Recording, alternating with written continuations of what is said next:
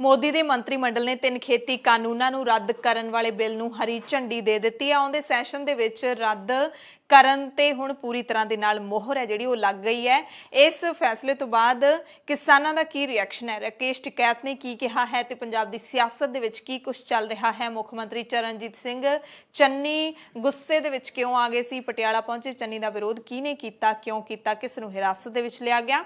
ਅਰਵਿੰਦ ਕੇਜਰੀਵਾਲ ਤੇ ਭਗਵੰਤ ਮਾਨ ਦੇ ਵਿਚਾਲੇ ਮੁੜ ਤੋਂ ਤੂੰ ਮੈਂ ਹੋ ਗਈ ਹੈ। ਮਸਲਾ ਕੀ ਹੈ, ਸਾਰੀਆਂ ਖਬਰਾਂ ਤੁਹਾਨੂੰ ਦੱਸਾਂਗੇ। ਤੇ ਚੀਨੀ ਮੀਡੀਆ ਨੇ ਭਾਰਤ ਸਰਕਾਰ ਦੇ ਕਿਸਾਨਾਂ ਬਾਰੇ ਲਏ ਗਏ ਫੈਸਲੇ ਤੇ ਕੀ ਕੁਝ ਟਿੱਪਣੀਆਂ ਕੀਤੀਆਂ ਨੇ। ਸਤਿ ਸ਼੍ਰੀ ਅਕਾਲ ਜੀ। ਐਮਰਜੈਂਸੀ ਬੁਲੇਟਿਨ ਦੇਖਣ ਵਾਲੇ ਸਾਡੇ ਸਾਰੇ ਦਰਸ਼ਕਾਂ ਦਾ ਬਹੁਤ-ਬਹੁਤ ਸਵਾਗਤ ਹੈ। ਮੈਂ ਹਰਸ਼ਰਨ ਕੌਰ। ਬੁਲੇਟਿਨ ਦੇ ਵਿੱਚ ਤੁਹਾਨੂੰ ਖਾਸ ਤੇ ਵੱਡੀਆਂ ਖਬਰਾਂ ਦੱਸਾਂਗੇ। ਪਹਿਲਾਂ ਕੱਲ ਦੀ ਲੋਕ ਰਾਏ ਦਾ ਨਤੀਜਾ ਦੱਸ ਦਿੰਦੇ ਹਾਂ। ਕੱਲ ਦੀ ਲੋਕ ਰਾਏ ਸੀ ਬ੍ਰਾਡਕਾਸਟਿੰਗ ਅਥਾਰਟੀ ਨੇ ਜ਼ੀ ਨਿਊਜ਼ ਨੂੰ ਕਿਸਾਨਾਂ ਨੂੰ ਜਾਣ-ਬੁੱਝ ਕੇ ਬਦਨਾਮ ਕਰਨ ਵਾਲੇ ਪ੍ਰੋਗਰਾਮ ਦਿਖਾਉਣ ਤੇ ਕਾਫੀ ਤਾੜਿਆ ਹੈ। ਪ੍ਰੋਗਰਾਮ ਡਿਲੀਟ ਕਰਨ ਦਾ ਹੁਕਮ ਦਿੱਤਾ ਹੈ। ਅਥਾਰਟੀ ਦੇ ਇਸ ਫੈਸਲੇ ਨਾਲ ਤੁਸੀਂ ਕਿੰਨੇ ਕੁ ਸੰਤੁਸ਼ਟ ਹੋ? ਤਾਂ 98% ਦਰਸ਼ਕਾਂ ਨੇ ਸੰਤੁਸ਼ਟੀ ਜਤਾਈ ਹੈ, ਜਦਕਿ ਸਿਰਫ 2% ਅਸੰਤੁਸ਼ਟ ਨੇ। ਅੱਜ ਦੀ ਲੋਕ ਰਾਏ ਹੈ, ਚੀਨੀ ਮੀਡੀਆ ਨੇ ਮੋਦੀ ਸਰਕਾਰ ਦੇ ਖੇਤੀ ਕਾਨੂੰਨ ਰੱਦ ਕਰਨ ਦੇ ਫੈਸਲੇ ਨੂੰ ਮਜਬੂਰੀ ਵਾਲਾ ਸਮਝੌਤਾ ਦੱਸਿਆ ਤੇ ਸਲਾਹ ਦਿੱਤੀ ਹੈ ਕਿ ਮੋਦੀ ਸਰਕਾਰ ਸਰਹੱਦਾਂ ਦੇ ਉੱਤੇ ਫੌਜੀ ਤਾਕਤ ਵਧਾਉਣ ਤੋਂ ਪਹਿਲਾਂ ਆਪਣੇ ਕਿਸਾਨਾਂ ਦੀ ਗੱਲ ਸੁਣ ਲਏ। ਚੀਨੀ ਮੀਡੀਆ ਦੀ ਇਸ ਟਿੱਪਣੀ ਦੇ ਨਾਲ ਤੁਸੀਂ ਕਿੰਨੇ ਸਹਿਮਤ ਹੋ ਯੈਸ ਜਾਂ ਹਾਂ ਲਿਖਿਓ, ਜੇ ਸਹਿਮਤ ਨਹੀਂ ਹੋ ਨੋ ਜਾਂ ਨਾ ਲਿਖਿਓ। ਖਬਰਾਂ ਵਿਸਥਾਰ ਦੇ ਨਾਲ ਗੱਲ ਪਹਿਲਾਂ ਪੰਜਾਬ ਦੀ ਤੇ ਪੰਜਾਬ ਦੀਆਂ ਖਬਰਾਂ ਦੇ ਵਿੱਚ ਗੱਲ ਤਿੰਨੇ ਖੇਤੀ ਕਾਨੂੰਨਾਂ ਦੀ ਕਰਾਂਗੇ। ਸਭ ਤੋਂ ਅਹਿਮ ਖਬਰ 3 ਕਾਲੇ ਖੇਤੀ ਦੀ ਕਾਨੂੰਨਾਂ ਦੇ ਨਾਲ ਜੁੜੀ ਹੋਈ ਹੈ। ਕੇਂਦਰੀ ਮੰਤਰੀ ਮੰਡਲ ਨੇ ਆਖਿਰਕਾਰ ਤਿੰਨੇ ਖੇਤੀ ਕਾਨੂੰਨਾਂ ਨੂੰ ਰੱਦ ਕਰਨ ਨੂੰ ਹਰੀ ਝੰਡੀ ਦੇ ਦਿੱਤੀ ਹੈ। ਕੇਂਦਰੀ ਮੰਤਰੀ ਮੰਡਲ ਦੇ ਵਿੱਚ ਬਿੱਲ ਨੂੰ ਮਨਜ਼ੂਰੀ ਦਿੱਤੀ ਗਈ ਹੈ। ਪ੍ਰਧਾਨ ਮੰਤਰੀ ਨਰਿੰਦਰ ਮੋਦੀ ਨੇ 19 ਨਵੰਬਰ ਨੂੰ ਤਿੰਨੇ ਖੇਤੀ ਕਾਨੂੰਨ ਰੱਦ ਕਰਨ ਦਾ ਐਲਾਨ ਕੀਤਾ ਸੀ। ਉਸ ਤੋਂ ਕੁਝ ਦਿਨਾਂ ਬਾਅਦ ਫਾਰਮ ਲਾਜ਼ ਰਿਪੀਲ ਬਿੱਲ 2021 ਨੂੰ ਮਨਜ਼ੂਰੀ ਦੇ ਦਿੱਤੀ ਗਈ ਹੈ। ਨਵਾਂ ਬਿੱਲ ਹੁਣ 29 ਨਵੰਬਰ ਤੋਂ ਸ਼ੁਰੂ ਹੋ ਰਹੇ ਸੰਸਦ ਦੇ ਸਰਦ ਰੁੱਤ ਸੈਸ਼ਨ ਦੇ ਵਿੱਚ ਪਾਸ ਹੋਣ ਦੇ ਲਈ ਲੋਕ ਸਭਾ ਦੇ ਵਿੱਚ ਪੇਸ਼ ਕੀਤਾ ਜਾਵੇਗਾ। ਇਸ ਬੈਠਕ ਤੋਂ ਬਾਅਦ ਕੈਬਨਿਟ ਮੰਤਰੀ ਅਨੁਰਾਗ ਠਾਕੁਰ ਨੇ ਪ੍ਰੈਸ ਕਾਨਫਰੰਸ ਨੂੰ ਸੰਬੋਧਨ ਕੀਤਾ। ਪ੍ਰੈਸ ਕਾਨਫਰੰਸ ਕਰਕੇ ਐਲਾਨ ਕੀਤਾ ਕਿ ਤਿੰਨੇ ਖੇਤੀ ਦੇ ਕਾਨੂੰਨ ਵਾਪਸ ਲਏ ਜਾਣਗੇ। ਯਾਨੀ ਕਿ ਹੁਣ ਸਰਕਾਰ ਨੇ ਮਜਬੂਰੀ ਹੋਵੇ, ਚਾਹੇ ਅੰਦਰੋਂ ਖੁਸ਼ੀ ਹੋਵੇ ਜਾਂ ਫਿਰ ਕੋਈ ਸਿਆਸੀ ਹਿੱਤ ਹੋਵੇ, ਜੋ ਵੀ ਹੋਵੇ, ਪਰ ਸਰਕਾਰ ਹੁਣ ਪੱਕੇ ਤੌਰ ਤੇ ਮੰਨ ਚੁੱਕੀ ਹੈ ਕਿ ਇਹ ਖੇਤੀ ਦੇ ਕਾਨੂੰਨ ਰੱਦ ਕਰਨੇ ਹੀ ਪੈਣਗੇ। ਅਗਲੇ ਹਫ਼ਤੇ ਦੀ ਸ਼ੁਰੂਆਤ ਦੇ ਵਿੱਚ ਅਨੁਰਾਗ ਠਾਕੁਰ ਨੇ ਕਿਹਾ ਕਿ ਸੰਸਦ ਦੇ ਸੈਸ਼ਨ ਦੇ ਵਿੱਚ ਤਿੰਨੇ ਖੇਤੀ ਕਾਨੂੰਨਾਂ ਨੂੰ ਵਾਪਸ ਲੈਣ ਦੀ ਰਹਿੰਦੀ ਬਾਕੀ ਪ੍ਰਕਿਰਿਆ ਪੂਰੀ ਕਰ ਦਿੱਤੀ ਜਾਏਗੀ। ਅਨੁਰਾਗ ਠਾਕੁਰ ਨੇ ਇੱਕ ਹੋਰ ਐਲਾਨ ਵੀ ਕੀਤਾ ਕਿ ਪ੍ਰਧਾਨ ਮੰਤਰੀ ਗਰੀਬ ਕਲਿਆਣ ਅੰਨ ਯੋਜਨਾ ਨੂੰ ਦਸੰਬਰ 2021 ਤੋਂ ਲੈ ਕੇ ਮਾਰਚ 2022 ਤੱਕ 4 ਮਹੀਨਿਆਂ ਤੱਕ ਵਧਾਉਣ ਦਾ ਫੈਸਲਾ ਵੀ ਲਿਆ ਗਿਆ ਹੈ। ਇਸ ਤੋਂ ਪਹਿਲਾਂ ਐਲਾਨ ਕੀਤਾ ਗਿਆ ਸੀ ਕਿ ਅੰਨ ਯੋਜਨਾ ਜਿਹੜੀ ਹੈਗੀ ਹੈ ਉਸ ਨੂੰ ਐਕਸਟੈਂਡ ਨਹੀਂ ਕੀਤਾ ਜਾਵੇਗਾ ਤੇ ਹੁਣ ਜਿਹੜਾ ਹੈਗਾ ਐਲਾਨ ਕਰ ਦਿੱਤਾ ਗਿਆ। ਤੇ ਜਦੋਂ ਮੋਦੀ ਸਰਕਾਰ ਨੇ ਜਿਹੜੀ ਯੋਜਨਾ ਸੀਗੀ ਉਸ ਨੂੰ ਬੰਦ ਕਰਨ ਦਾ ਐਲਾਨ ਕੀਤਾ ਸੀ, ਉਸ ਤੋਂ ਬਾਅਦ ਦਿੱਲੀ ਦੇ ਮੁੱਖ ਮੰਤਰੀ ਅਰਵਿੰਦ ਕੇਜਰੀਵਾਲ ਨੇ ਇਸ ਯੋਜਨਾ ਨੂੰ, ਇਸ ਸਕੀਮ ਨੂੰ ਅਗਲੇ 4 ਮਹੀਨਿਆਂ ਤੱਕ ਵਧਾ ਦਿੱਤਾ ਸੀ ਤੇ ਉਸ ਤੋਂ ਬਾਅਦ ਹੁਣ ਮੋਦੀ ਸਰਕਾਰ ਨੇ ਵੀ ਐਕਸਟੈਂਡ ਕਰ ਦਿੱਤਾ ਹੈ ਤੇ ਇਸ ਤੇ ਕੁੱਲ ਮਿਲਾ ਕੇ 53,344 ਕਰੋੜ ਰੁਪਏ ਦਾ ਖਰਚਾ ਆਵੇਗਾ। ਇਸ ਸਕੀਮ ਦੇ ਰਾਹੀਂ ਦੇਸ਼ ਦੇ ਲਗਭਗ 80 ਕਰੋੜ ਤੋਂ ਵੱਧ ਲੋਕਾਂ ਨੂੰ 5 ਕਿਲੋ ਅਨਾਜ ਜਾਂ ਚੌਲ ਮੁਫਤ ਵਿੱਚ ਦਿੱਤਾ ਜਾ ਰਿਹਾ ਹੈ। माननीय प्रधानमंत्री जी ने गुरपुरब के अवसर पर देश को संबोधित करते हुए ये घोषणा की थी कि तीनों कृषि कानून वापस लिए जाएंगे और ये तीनों कृषि कानून, जिसमें पहला कृषि उत्पादन व्यापार और वाणिज्य विधेयक 2020 है, दूसरा मूल्य आश्वासन एवं कृषि सेवाओं पर कृषक सशक्तिकरण एवं संरक्षण अनुबंध विधेयक 2020, व तीसरा जो है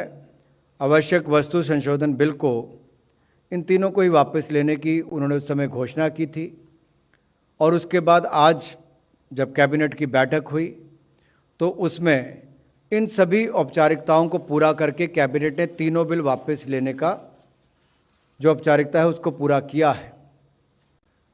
कुछ ही दिनों के बाद अगले हफ्ते की शुरुआत में पार्लियामेंट का सत्र आएगा और ये जो तीनों विधेयक लोकसभा राज्यसभा में पूर्व में पास हुए थे, इनको वहाँ पर बाकी जो प्रक्रिया वापस लेने की वहाँ पर पूरी कर दी जाएगी। ਕੇਂਦਰੀ ਕੈਬਨਿਟ ਦੇ ਇਸ ਫੈਸਲੇ ਤੇ ਸੰਯੁਕਤ ਕਿਸਾਨ ਮੋਰਚੇ ਨੇ ਵੀ ਆਪਣਾ ਪ੍ਰਤੀਕਰਮ ਦਿੱਤਾ ਹੈ ਅਤੇ ਇਹ ਵੀ ਕਿਹਾ ਹੈ ਕਿ ਭਾਰਤ ਦੇ ਪ੍ਰਧਾਨ ਮੰਤਰੀ ਨਰਿੰਦਰ ਮੋਦੀ ਨੂੰ ਅਸੀਂ ਚਿੱਠੀ ਭੇਜ ਕੇ ਪ੍ਰਦਰਸ਼ਨ ਕਰ ਰਹੇ ਕਿਸਾਨਾਂ ਦੀਆਂ ਜਿਹੜੀਆਂ ਹੋਰ ਮੰਗਾਂ ਨੇ ਉਹਨਾਂ ਬਾਰੇ ਵੀ ਜਾਣੂ ਕਰਵਾਇਆ ਹੈ, ਉਹ ਮੰਗਾਂ ਵੀ ਯਾਦ ਕਰਵਾਈਆਂ ਨੇ। ਤੇ ਕਿਸਾਨ ਲੀਡਰ ਰਾਕੇਸ਼ ਟਿਕੈਤ ਨੇ ਤਾਂ ਕਹਿ ਹੀ ਦਿੱਤਾ ਹੈ ਕਿ MSP ਦਾ ਕਾਨੂੰਨ ਜਦੋਂ ਤੱਕ ਨਹੀਂ ਬਣੇਗਾ ਉਦੋਂ ਤੱਕ ਅਸੀਂ ਬਾਰਡਰਾਂ ਤੋਂ ਵਾਪਸ ਨਹੀਂ ਜਾਵਾਂਗੇ। ਹਾਲਾਂਕਿ ਜਦੋਂ ਪਾਰਲੀਮੈਂਟ ਦੇ ਵਿੱਚ ਜੇ ਤਿੰਨੇ ਕਾਨੂੰਨ ਰੱਦ ਹੋ ਜਾਂਦੇ ਨੇ ਉਸ ਤੋਂ ਬਾਅਦ ਮੋਰਚਿਆਂ ਦੇ ਵਿੱਚ ਜਿਹੜੇ ਡਟੇ ਬੈਠੇ ਕਿਸਾਨ ਨੇ, ਕਿਉਂਕਿ ਫਰਕ ਹੈ ਇੱਥੇ, ਕਿਸਾਨ ਲੀਡਰ ਨੇ ਜਿਹੜੇ ਉਹ ਅਗਵਾਈ ਕਰ ਰਹੇ ਨੇ, ਉਹ ਪੂਰਾ ਸਮਾਂ ਮੋਰਚਿਆਂ ਦੇ ਵਿੱਚ ਮੌਜੂਦ ਨਹੀਂ ਹੁੰਦੇ। ਜਿਨ੍ਹਾਂ ਨੇ ਮੋਰਚਾ ਹੁਣ ਤੱਕ ਸਾਂਭਿਆ ਹੋਇਆ ਹੈ, ਜਿਹੜੇ ਉੱਥੇ ਡਟ ਕੇ ਬੈਠੇ ਨੇ, ਕਿਉਂਕਿ ਜੇ ਗਿਣਤੀ ਹੀ ਨਹੀਂ ਹੋਊਗੀ ਤਾਂ ਮੋਰਚਾ ਕਾਹਦਾ। ਸੋ ਜਿਹੜੇ ਡਟ ਕੇ ਬੈਠੇ ਨੇ ਉਹਨਾਂ ਦਾ ਕੀ ਰੁਖ ਹੋਏਗਾ ਸਰਕਾਰ ਦੇ ਇਸ ਫੈਸਲੇ ਤੋਂ ਬਾਅਦ, ਰੱਦ ਕੀਤੇ ਜਾਣ ਤੋਂ ਬਾਅਦ, ਇਹ ਦੇਖਣਾ ਬੜਾ ਅਹਿਮ ਰਹੇਗਾ। ਦੂਸਰੇ ਪਾਸੇ ਰਾਕੇਸ਼ ਟਿਕੈਤ ਨੇ ਇਹ ਵੀ ਸਾਫ਼ ਕਰ ਦਿੱਤਾ ਹੈ ਕਿ 29 ਨਵੰਬਰ ਵਾਲਾ ਜਿਹੜਾ ਪ੍ਰੋਗਰਾਮ ਹੈ ਉਹ ਹਾਲੇ ਉਸੇ ਤਰ੍ਹਾਂ ਹੀ ਹੈ। 29 ਨਵੰਬਰ ਨੂੰ 60 ਟਰੈਕਟਰ ਨੇ ਜਿਹੜੇ ਉਹ ਟਰੈਕਟਰ ਮਾਰਚ ਦੇ ਵਿੱਚ ਜਾਣਗੇ। ਟਰੈਕਟਰ ਉਹਨਾਂ ਰਾਹਾਂ ਤੇ ਜਾਣਗੇ ਜਿਹੜੇ ਰਾਹ ਸਰਕਾਰ ਨੇ ਖੋਲੇ ਨੇ। ਟਿਕੈਤ ਨੇ ਕਿਹਾ ਕਿ ਸਾਡੇ ਤੇ ਦੋਸ਼ ਲੱਗਿਆ ਸੀ ਕਿ ਅਸੀਂ ਰਾਹ ਬੰਦ ਕੀਤੇ, ਪਰ ਅਸੀਂ ਰਾਹ ਬੰਦ ਨਹੀਂ ਕੀਤੇ। ਸਾਡਾ ਅੰਦੋਲਨ ਸਰਕਾਰ ਦੇ ਨਾਲ ਗੱਲ ਕਰਕੇ ਹੀ ਨਿਬੜਨਾ ਸੀਗਾ ਤੇ ਅਸੀਂ ਗੱਲ ਹਮੇਸ਼ਾ ਕਰਨਾ ਚਾਹੁੰਦੇ ਹਾਂ। ਕੇਂਦਰੀ ਕੈਬਨਿਟ ਦੇ ਇਸ ਫੈਸਲੇ ਤੋਂ ਬਾਅਦ ਪੰਜਾਬ ਦੇ ਸਾਬਕਾ ਮੁੱਖ ਮੰਤਰੀ ਕੈਪਟਨ ਅਮਰਿੰਦਰ ਸਿੰਘ ਨੇ ਕਿਸਾਨਾਂ ਨੂੰ ਵਧਾਈ ਦਿੱਤੀ ਹੈ। ਟਵੀਟ ਕਰਕੇ ਕਿਹਾ ਕਿਸਾਨਾਂ ਨੂੰ ਵਧਾਈਆਂ, ਕੇਂਦਰੀ ਮੰਤਰੀ ਮੰਡਲ ਨੇ 3 ਖੇਤੀ ਕਾਨੂੰਨਾਂ ਨੂੰ ਰੱਦ ਕਰਨ ਦੇ ਬਿੱਲ ਨੂੰ ਮਨਜ਼ੂਰੀ ਦੇ ਦਿੱਤੀ ਹੈ। ਮੈਨੂੰ ਯਕੀਨ ਹੈ ਕਿ ਕਿਸਾਨ ਛੇਤੀ ਹੀ ਆਪਣੇ ਪਰਿਵਾਰਾਂ ਸਮੇਤ ਵਾਪਸ ਆਪਣੇ ਘਰਾਂ ਨੂੰ ਪਰਤ ਆਉਣਗੇ, ਇਹ ਕਿਹਾ ਹੈ ਕੈਪਟਨ ਅਮਰਿੰਦਰ ਨੇ। ਤੇ ਉਧਰ ਕਿਸਾਨਾਂ ਦੇ ਵੱਲੋਂ 26 ਨਵੰਬਰ ਦੀ ਵਰ੍ਹੇਗੰਢ ਮਨਾਉਣ ਦੀਆਂ ਵੀ ਪੂਰੀਆਂ ਤਿਆਰੀਆਂ ਨੇ ਜਿਹੜੀਆਂ ਉਹ ਕੀਤੀਆਂ ਜਾ ਰਹੀਆਂ ਨੇ। ਕਿਸਾਨ ਲਗਾਤਾਰ ਮੋਰਚਿਆਂ ਦੇ ਵੱਲ ਵਧ ਰਹੇ ਨੇ। ਪੰਜਾਬ, ਹਰਿਆਣਾ ਤੇ ਦੇਸ਼ ਦੇ ਹੋਰ ਹਿੱਸਿਆਂ ਤੋਂ ਕਿਸਾਨ ਵੱਡੀ ਗਿਣਤੀ ਦੇ ਵਿੱਚ ਕਿਸਾਨ ਮੋਰਚਿਆਂ ਦੇ ਵਿੱਚ ਮੁੜ ਤੋਂ ਸ਼ਾਮਿਲ ਹੋਣ ਦੇ ਲਈ ਜਾ ਰਹੇ ਨੇ। 26 ਨਵੰਬਰ ਨੂੰ ਖਾਸ ਜਿਹੜੇ ਸਮਾਗਮ ਨੇ ਉਹ ਕਰਵਾਏ ਜਾਣਗੇ ਇਹਨਾਂ ਮੋਰਚਿਆਂ ਦੇ ਉੱਤੇ।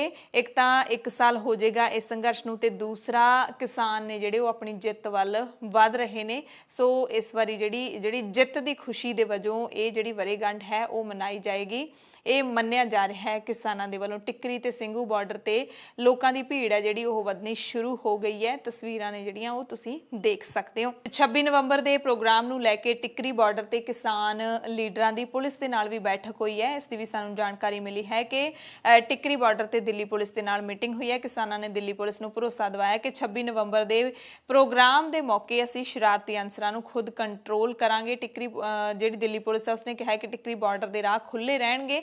ਇਸ ਮੌਕੇ ਕਿਸਾਨ ਲੀਡਰਾਂ ਨੇ ਕਿਹਾ ਕਿ SHO ਅਤੇ ACP ਨੇ ਕਿਸਾਨਾਂ ਦੇ ਨਾਲ ਸੁਰੱਖਿਆ ਦੇ ਮੱਦੇਨਜ਼ਰ ਇਹ ਮੀਟਿੰਗ ਸੱਦੀ ਸੀ ਤਾਂ ਕਿ ਕੋਈ ਸ਼ਰਾਰਤੀ ਅਨਸਰ ਜਿਹੜਾ ਇਸ ਅੰਦੋਲਨ ਦੇ ਵਿੱਚ ਆ ਕੇ ਕਿਸੇ ਵੀ ਕਿਸਮ ਦੀ ਸ਼ਰਾਰਤ ਹੈ ਜਿਹੜੀ ਉਹ ਨਾ ਕਰ ਸਕੇ, ਮਾਹੌਲ ਖਰਾਬ ਨਾ ਕਰੇ। ਇਸ ਤੋਂ ਪਹਿਲਾਂ ਸੋਮਵਾਰ ਨੂੰ ਲਖਨਊ ਦੇ ਵਿੱਚ, ਯੂਪੀ ਦੇ ਲਖਨਊ ਦੇ ਵਿੱਚ ਕਿਸਾਨਾਂ ਦੀ ਵੱਡੀ ਮਹਾਪੰਚਾਇਤ ਹੋਈ ਸੀ। ਇੱਥੇ ਰਾਕੇਸ਼ ਟਿਕੈਤ ਨੇ ਚੇਤਾਵਨੀ ਦਿੱਤੀ ਸੀ ਅਜੇ ਮਿਸ਼ਰਾ ਟੇਨੀ, ਨਾਲੇ ਤਾਂ ਇਸ ਕੇਂਦਰੀ ਗ੍ਰਹਿ ਰਾਜ ਮੰਤਰੀ ਨੂੰ ਬਰਖਾਸਤ ਕਰਨ ਦੀ ਮੰਗ ਕੀਤੀ ਸੀ, ਨਾਲੇ ਹੀ ਲਖੀਮਪੁਰ ਖੀਰੀ ਦੇ ਪ੍ਰਸ਼ਾਸਨ ਨੂੰ ਇੱਕ ਪ੍ਰੋਗਰਾਮ ਨੂੰ ਲੈ ਕੇ ਚੇਤਾਵਨੀ ਵੀ ਦਿੱਤੀ ਸੀ। ਟਿਕੈਤ ਨੇ ਲਖੀਮਪੁਰ ਖੀਰੀ ਦੇ ਸੰਪੂਰਣਾ ਨਗਰ ਦੇ ਵਿੱਚ ਕਿਸਾਨ ਸਹਿਕਾਰੀ ਮਿੱਲ ਦੇ 37ਵੇਂ ਪੜਾਈ ਸੈਸ਼ਨ ਦੇ ਸ਼ੁਭ ਆਰੰਭ ਦੇ ਪ੍ਰੋਗਰਾਮ ਦੇ ਵਿੱਚ ਅਜੇ ਮਿਸ਼ਰਾ ਟੇਨੀ ਨੇ ਮੁੱਖ ਮਹਿਮਾਨ ਦੇ ਵਜੋਂ ਸ਼ਾਮਿਲ ਹੋਣਾ ਸੀਗਾ, ਪਰ ਹੁਣ ਇਹ ਅਫਵਾਹਾਂ ਫੈਲੀਆਂ ਹੋਈਆਂ ਨੇ ਕਿ ਰਾਕੇਸ਼ ਟਿਕੈਤ ਦੀ ਪ੍ਰਸ਼ਾਸਨ ਨੂੰ ਚੇਤਾਵਨੀ ਤੋਂ ਬਾਅਦ ਅਜੇ ਮਿਸ਼ਰਾ ਟੇਨੀ ਨੇ ਇਸ ਪ੍ਰੋਗਰਾਮ ਨੂੰ ਰੱਦ ਕਰ ਦਿੱਤਾ। ਹਾਲਾਂਕਿ ਅਧਿਕਾਰਿਕ ਤੌਰ ਤੇ ਇਸ ਦੀ ਪੁਸ਼ਟੀ ਨਹੀਂ ਹੋਈ ਹੈ, ਪਰ ਇਸ ਤੋਂ ਇਨਕਾਰ ਵੀ ਨਹੀਂ ਕੀਤਾ ਜਾ ਰਿਹਾ। ਤੇ ਖੇਤੀ ਕਾਨੂੰਨਾਂ ਨੂੰ ਲੈ ਕੇ ਕਿਸਾਨਾਂ ਨੇ ਜਿਹੜਾ ਸੰਘਰਸ਼ ਵਿੱਢਿਆ ਉਸ ਦੀ ਚਰਚਾ ਸਿਰਫ ਪੰਜਾਬ ਜਾਂ ਹਰਿਆਣਾ ਜਾਂ ਪੂਰੇ ਭਾਰਤ ਵਿੱਚ ਹੀ ਨਹੀਂ ਬਲਕਿ ਪੂਰੀ ਦੁਨੀਆ ਦੇ ਵਿੱਚ ਹੋਈ ਹੈ।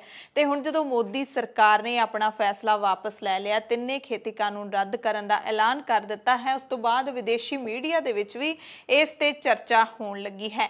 ਚੀਨ ਦਾ ਮੀਡੀਆ ਕੀ ਕਹਿ ਰਿਹਾ ਹੈ? ਮੋٹے-ਮੋٹے ਤੌਰ ਤੇ ਇਹ ਕਿਹਾ ਕਿ ਭਾਰਤ ਨੂੰ ਆਪਣੀ ਫੌਜੀ ਤਾਕਤ ਵਧਾਉਣ ਤੋਂ ਪਹਿਲਾਂ ਕਿਸਾਨਾਂ ਦੇ ਲਈ ਸੋਚਣਾ ਚਾਹੀਦਾ ਹੈ।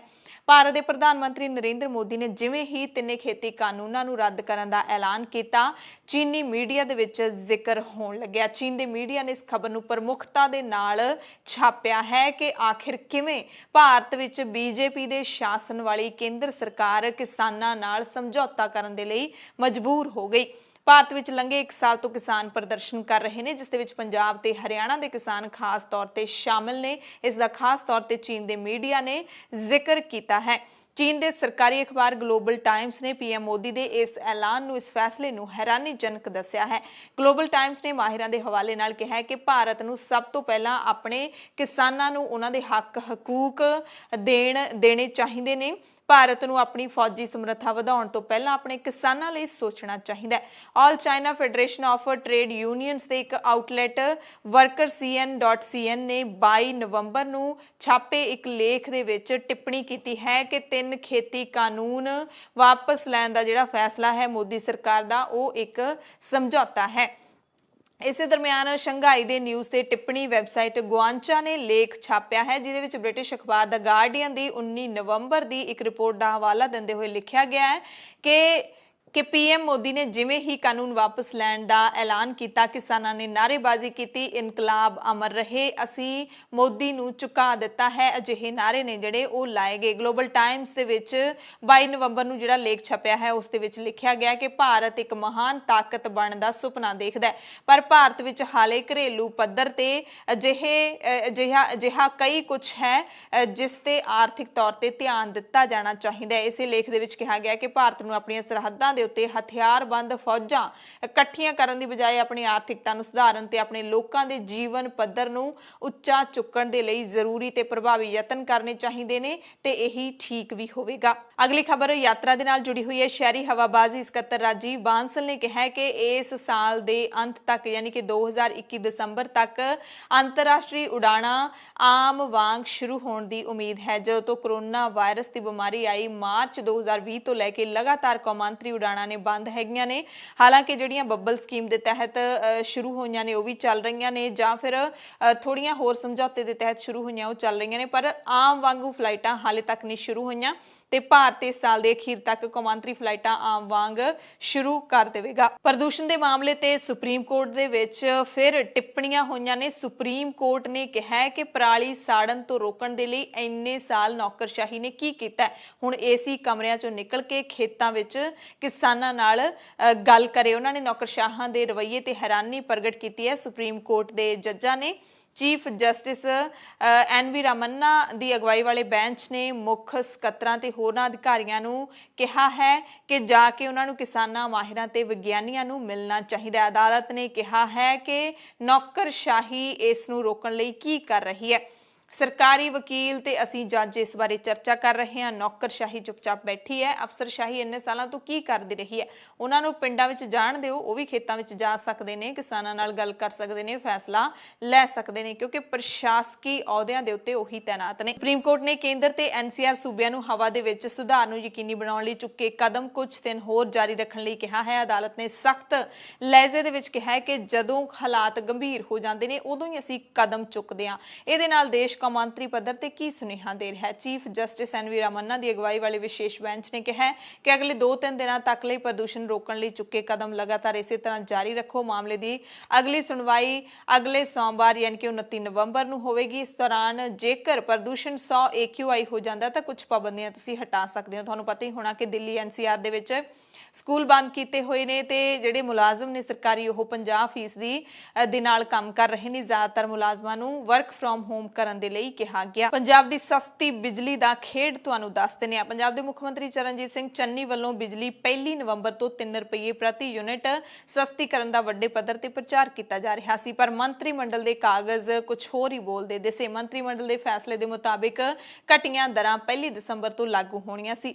ਦਾ ਖਾਲਸ ਟੀਵੀ ਨੇ ਆਪਣੇ ਬਹੁਤ ਚਰਚਿਤ ਸ਼ੋਅ ਖਾਲਸ ਚਰਚਾ ਦੇ ਵਿੱਚ ਲੁਕਿਆ ਸੱਚ ਸਾਹਮਣੇ ਲਿਆਂਦਾ ਸੀ ਕਿ ਬਿਜਲੀ ਦੀਆਂ ਦਰਾਂ ਮੁੱਖ ਮੰਤਰੀ ਦੇ ਐਲਾਨ ਦੇ ਮੁਤਾਬਿਕ 1 ਨਵੰਬਰ ਤੋਂ ਨਹੀਂ ਬਲਕਿ 1 ਦਸੰਬਰ ਤੋਂ ਲਾਗੂ ਹੋਣਗੀਆਂ।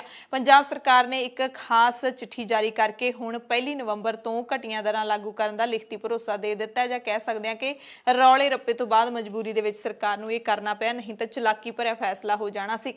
ਬਿਜਲੀ ਵਿਭਾਗ ਦੇ ਉੱਚ ਅਧਿਕਾਰੀਆਂ ਨੇ ਦੱਸਿਆ ਸਾਨੂੰ ਕਿ ਲੁਕਿਆ ਸੱਚ ਸਾਹਮਣੇ ਆਉਣ ਦੀ ਭਿਣਕ ਪੈਂਦਿਆਂ ਹੀ ਲੋਕਾਂ ਨੇ ਵਿਰੋਧ ਕਰਨਾ ਸ਼ੁਰੂ ਕਰ ਦਿੱਤਾ ਸੀ, ਜਿਸ ਦੇ ਚੱਲਦਿਆਂ ਮੁੱਖ ਮੰਤਰੀ ਦਫ਼ਤਰ ਨੇ ਵਿਸ਼ੇਸ਼ ਨੋਟੀਫਿਕੇਸ਼ਨ ਜਾਰੀ ਕਰਨ ਦਾ ਫੈਸਲਾ ਲਿਆ ਹੈ। ਮੁੱਖ ਮੰਤਰੀ ਚਰਨਜੀਤ ਸਿੰਘ ਚੰਨੀ ਨੇ ਖੁਦ ਐਲਾਨ ਕੀਤਾ ਸੀ, ਜੇ ਤੁਹਾਨੂੰ ਯਾਦ ਹੋਵੇ ਉਹ ਐਲਾਨ ਜਦੋਂ ਮੁੱਖ ਮੰਤਰੀ ਨੇ ਕਿਹਾ ਸੀ ਕਿ 1 ਨਵੰਬਰ ਨੂੰ ਐਲਾਨ ਕੀਤਾ ਸੀ ਦੀਵਾਲੀ ਤੋਂ ਪਹਿਲਾਂ ਕਿ ਅੱਜ ਤੋਂ ਪੰਜਾਬ ਦੇ ਵਿੱਚ ਬਿਜਲੀ ਸਸਤੀ ਹੋ ਜਾਏਗੀ, 3 ਰੁਪਏ ਸਸਤੀ, ਪਰ ਕੈਬਨਿਟ ਦੇ ਫੈਸਲੇ ਦੇ ਵਿੱਚ 1 ਨਵੰਬਰ ਦੀ ਜਗ੍ਹਾ 1 ਦਸੰਬਰ ਲਿਖਿਆ ਹੋਇਆ ਸੀ।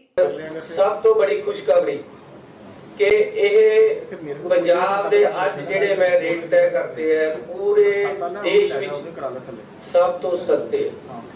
ਐਵੇਂ ਨਹੀਂ ਹੈ ਕਿ ਕਈਆਂ ਨੂੰ ਇਹ ਵੀ ਗੱਲ ਹੋ ਜਾਂਦੀ ਕਿ ਜੇ ਵੋਟਾਂ ਆ ਗਈਆਂ ਤਾਂ ਸ਼ਾਇਦ ਤਾਂ ਇਹ ਕੋਈ ਫਾਇਦਾ ਦੇ ਰਹੇ, ਨਹੀਂ ਇਸ ਤਰ੍ਹਾਂ ਨਹੀਂ। 100 ਯੂਨਿਟ ਤੱਕ ਸਾਡਾ ਜਿਹੜਾ ਰੇਟ ਹੈ 4 ਰੁਪਏ 19 ਪੈਸੇ ਹੈ, ਇਹ ਸਿਰਫ 1 ਰੁਪਏ 19 ਪੈਸੇ ਰਹਿ ਜਾਏਗਾ। ਤੇ 300 ਯੂਨਿਟ ਤੱਕ ਸਾਡਾ ਰੇਟ 7 ਰੁਪਏ ਤੋਂ ਘਟ ਕੇ 100 ਤੋਂ 300 ਤੱਕ 4 ਰੁਪਏ ਰਹਿ ਗਿਆ, 4 ਰੁਪਏ 1 ਪੈਸੇ। ਤੇ ਉਸ ਤੋਂ ਅਲੱਗ 5 ਰੁਪਏ 76 ਪੈਸੇ ਰੇਟ ਰਹਿ ਗਿਆ ਹੈ ਤੇ ਬਹੁਤ ਹੀ ਸਸਤੀ। ਲਗਭਗ ਇਹ ਹੈ ਕਿ ਜਿਹੜੇ ਥੋੜੇ ਛੋਟੇ ਕੰਜ਼ਿਊਮਰ ਹੈ ਉਹਨਾਂ ਦਾ ਬਿੱਲ ਨਾ ਦੇ ਬਰਾਬਰ ਆਣਾ ਹੈ, ਜਿਹੜੇ ਵੱਡੇ ਹੈ ਉਹਨਾਂ ਦੇ ਵੀ ਬਿੱਲ ਕਿਸੇ ਦਾ ਵੀ ਅੱਧ ਤੋਂ ਜ਼ਿਆਦਾ ਨਹੀਂ ਆਣਾ। ਇਹ ਸਥਿਤੀ ਬਣ ਗਈ ਹੈ। ਸੋ ਪੰਜਾਬ ਦੇ ਲੋਕਾਂ ਨੂੰ ਬਹੁਤ ਬਹੁਤ ਮੁਬਾਰਕ ਹੈ।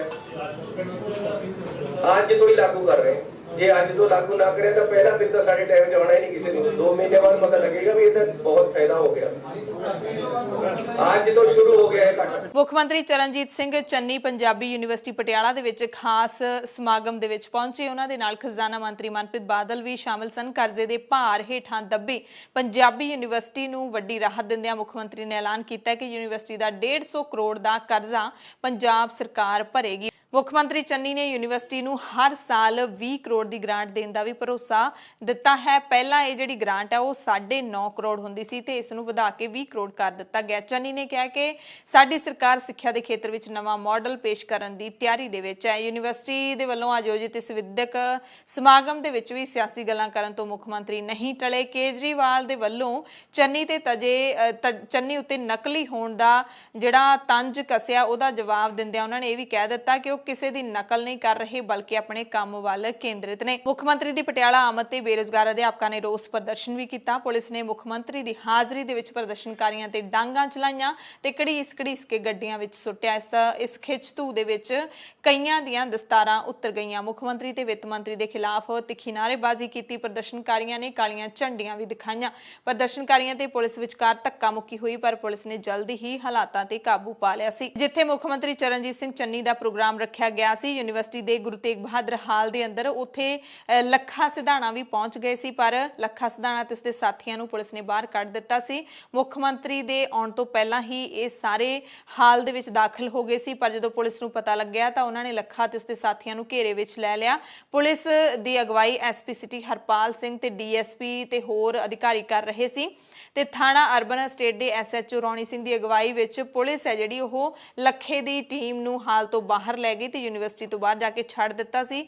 ਬਾਅਦ ਵਿੱਚ ਲੱਖਾ ਆਪਣੇ ਫੇਸਬੁੱਕ ਪੇਜ ਦੇ ਉੱਤੇ ਲਾਈਵ ਹੋਇਆ ਤੇ ਉਹਨੇ ਆਖਿਆ ਕਿ ਅਸੀਂ ਆਪਣੇ ਸਾਥੀਆਂ ਸਮੇਤ ਮੁੱਖ ਮੰਤਰੀ ਦਾ ਘਿਰਾਓ ਕਰਨ ਦੇ ਲਈ ਆਏ ਸੀ, ਉਹਨਾਂ ਨੂੰ ਸਵਾਲ ਪੁੱਛਣ ਆਏ ਸੀ ਪਰ ਪੁਲਿਸ ਨੇ ਸਾਨੂੰ ਯੂਨੀਵਰਸਿਟੀ ਚੋਂ ਬਾਹਰ ਕੱਢ ਕੇ ਲੋਕਤੰਤਰ ਦਾ ਘਾਣ ਕੀਤਾ ਹੈ। ਇਸ ਤੋਂ ਬਾਅਦ ਪੁਲਿਸ ਨੇ ਇੱਥੇ ਸੁਰੱਖਿਆ ਪਹਿਰਾ ਹੋਰ ਵੀ ਮਜ਼ਬੂਤ ਕਰ ਦਿੱਤਾ ਸੀ। ਪੰਜਾਬ ਦੇ ਮੁੱਖ ਮੰਤਰੀ ਚਰਨਜੀਤ ਸਿੰਘ ਚੰਨੀ ਨੇ ਇੱਕ ਦਿਨ ਪਹਿਲਾਂ ਕੇਬਲ ਟੀਵੀ ਕਨੈਕਸ਼ਨ ਦੀ ਦਰ 100 ਰੁਪਏ ਪ੍ਰਤੀ ਮਹੀਨਾ ਤੈਅ ਕਰਨ ਦਾ ਐਲਾਨ ਕੀਤਾ ਹੈ। ਚੰਨੀ ਨੇ ਕਿਹਾ ਕਿ ਇਹਦੇ ਨਾਲ ਸੂਬੇ ਭਰ ਦੇ ਵਿੱਚ ਕੇਬਲ ਦੀ ਇਜਾਰੇਦਾਰੀ ਨੂੰ ਮੁਕੰਮਲ ਤੌਰ ਤੇ ਅਸੀਂ ਖਤਮ ਕਰ ਦਿਆਂਗੇ। ਚੰਨੀ ਨੇ ਇਹ ਵੀ ਕਿਹਾ ਕਿ ਕੇਬਲ ਮਾਲਕਾਂ ਦੇ ਵੱਲੋਂ ਵਾਧੂ ਦਰਾਂ ਦੀ ਵਸੂਲੀ ਰਾਹੀਂ ਲੋਕਾਂ ਦਾ ਬੇਲੋੜਾ ਸ਼ੋਸ਼ਣ ਕੀਤਾ ਜਾ ਰਿਹਾ ਹੈ ਜਿਸ ਨੂੰ ਅਸੀਂ ਹੋਰ ਬਰਦਾਸ਼ਤ ਨਹੀਂ ਕਰਾਂਗੇ।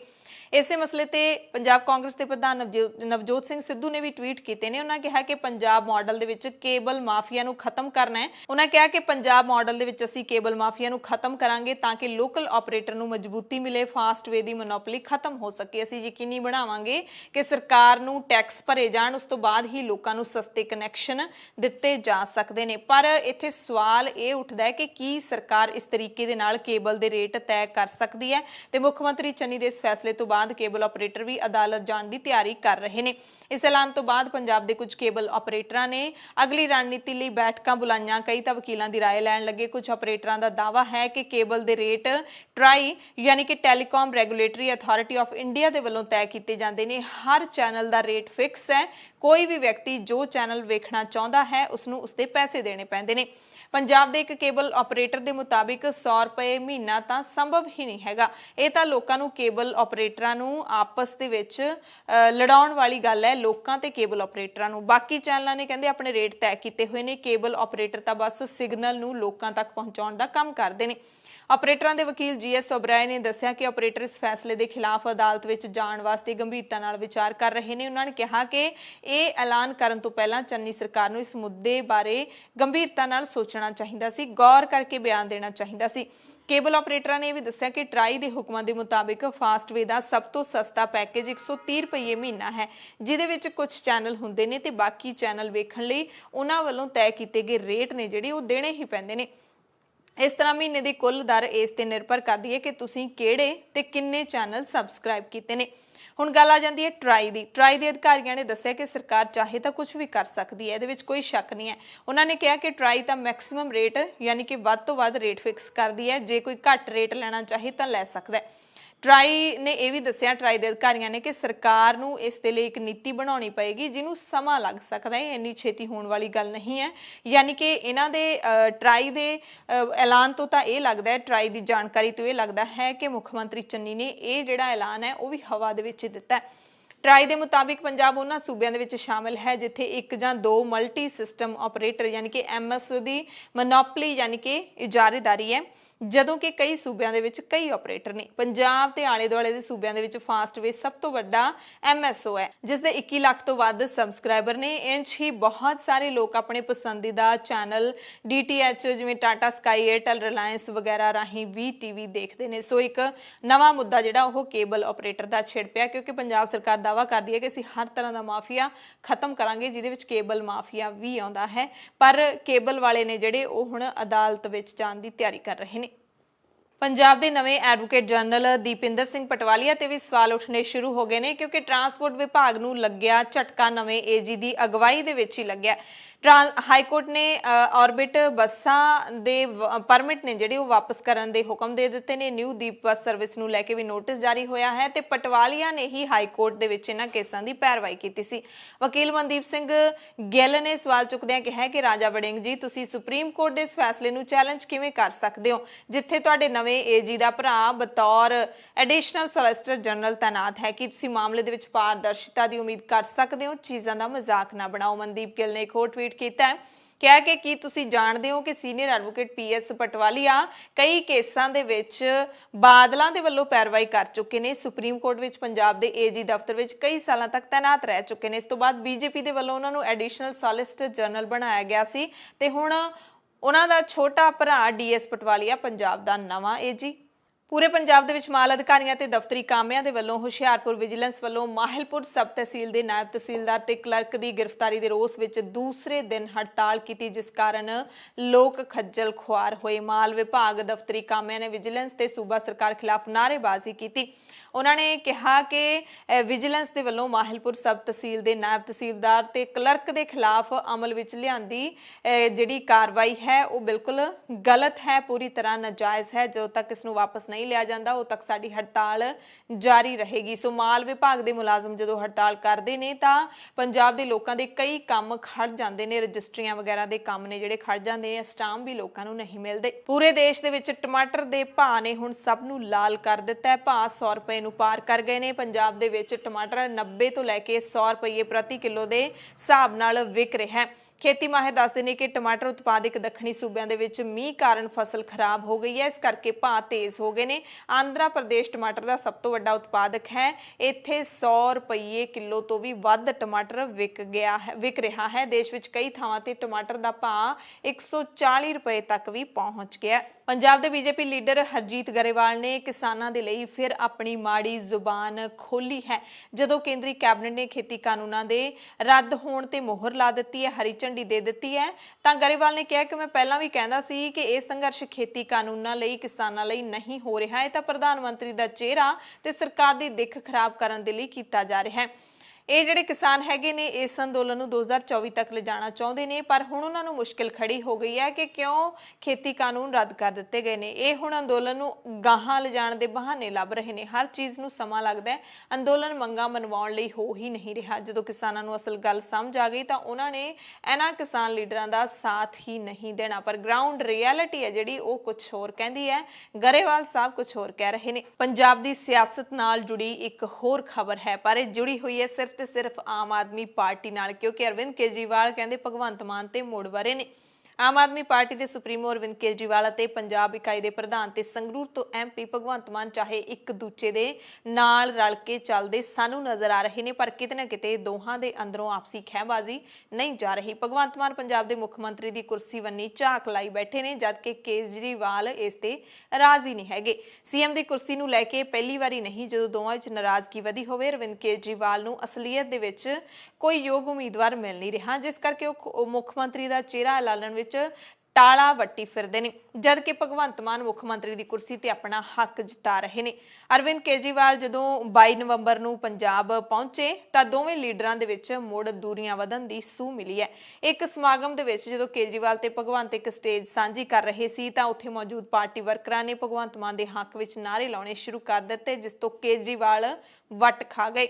ਸਾਬਕਾ IRS ਅਧਿਕਾਰੀ ਕੇਜਰੀਵਾਲ ਮੌਕੇ ਤੇ ਤਾਂ ਚੁੱਪ ਰਹੇ, ਪਰ ਉਹਨਾਂ ਨੇ ਬਾਅਦ ਵਿੱਚ ਇੱਕ ਬੰਦ ਕਮਰਾ ਮੀਟਿੰਗ ਕਰਕੇ ਭਗਵੰਤ ਮਾਨ ਦੀ ਤਕੜੀ ਕਲਾਸ ਲਾਈ। ਦੱਸਿਆ ਤਾਂ ਇਹ ਵੀ ਜਾ ਰਿਹਾ ਕਿ ਭਗਵੰਤ ਮਾਨ ਵੀ ਨਾਰਾਜ਼ ਹੋ ਕੇ ਕੇਜਰੀਵਾਲ ਦੇ ਅਗਲੇ ਸਮਾਗਮ ਤੋਂ ਫਿਰ ਦੂਰ ਹੀ ਰਹੇ।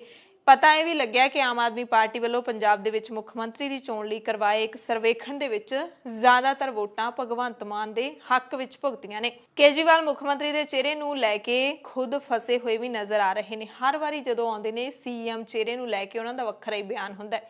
ਹਜੇ ਤੱਕ ਕਿਸੇ ਬਿਆਨ ਤੇ ਸਟੈਂਡ ਨਹੀਂ ਕੀਤਾ ਕੇਜਰੀਵਾਲ ਨੇ। ਵੱਡੀ ਗੱਲ ਇਹ ਹੈ ਕਿ ਉਹਨਾਂ ਦੇ ਵੱਲੋਂ ਕਈ ਨਾਮਵਰ ਸ਼ਖਸੀਅਤਾਂ ਦੇ ਨਾਲ ਸੰਪਰਕ ਕੀਤਾ ਜਾਂਦਾ ਰਿਹਾ ਹੈ, ਪਰ ਹਾਲੇ ਤੱਕ ਹੱਥ ਪੱਲੇ ਕੁਝ ਨਹੀਂ ਪਿਆ। ਦੂਜੇ ਪਾਸੇ ਭਗਵੰਤ ਮਾਨ ਮੁੱਖ ਮੰਤਰੀ ਦੀ ਕੁਰਸੀ ਤੇ ਆਪਣਾ ਪੂਰਾ ਹੱਕ ਦੱਸ ਰਹੇ ਨੇ। ਇੱਥੇ ਇਹ ਵੀ ਦੱਸ ਦਿੰਦੇ ਆ ਕਿ ਭਗਵੰਤ ਮਾਨ ਨੇ ਜਦੋਂ ਕੇਜਰੀਵਾਲ ਦੇ ਕੋਲ ਮੁੱਖ ਮੰਤਰੀ ਦੇ ਅਹੁਦੇ ਦੀ ਆਪ ਮੰਗ ਰੱਖ ਦਿੱਤੀ ਸੀ ਤਾਂ ਉਹ ਭਗਵੰਤ ਨੂੰ ਪਲੋਸ ਕੇ ਪਤਿਆਉਣ ਦੇ ਵਿੱਚ ਕਾਮਯਾਬ ਜ਼ਰੂਰ ਹੋ ਗਏ ਸੀ, ਪਰ ਹਾਲੇ ਵੀ ਦੋਵਾਂ ਦੇ ਦਿਲਾਂ 'ਚ ਦੂਰੀਆਂ ਉਸੇ ਤਰ੍ਹਾਂ नजर आ रही ने। पहली चीज ये